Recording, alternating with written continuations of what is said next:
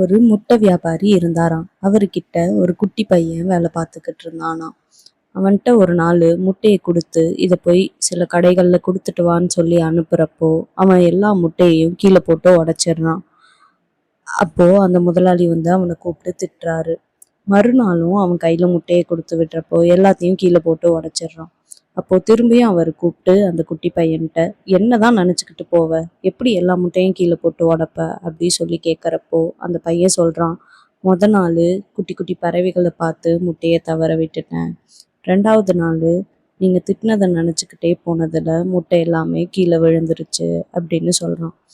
அதுக்கு அந்த முட்டை வியாபாரி சொல்றாரு, எந்த வேலை செஞ்சாலும் அந்த வேலையில மட்டும்தான் கவனம் இருக்கணும், வேற எதுலயாச்சும் கவனம் இருந்தா இப்படித்தான் ஆகும் அப்படின்னு சொல்லி அந்த பையனை வார்ன் பண்றாரு. இந்த ஸ்டோரியிலேருந்து நம்ம என்ன தெரிஞ்சுக்கிறோம்னா, நம்ம செய்யற எந்த வேலையா இருந்தாலும் ஃபுல் கான்சன்ட்ரேஷனோடையும் செய்யணுன்றது தான் இந்த ஸ்டோரியோட மாறல்.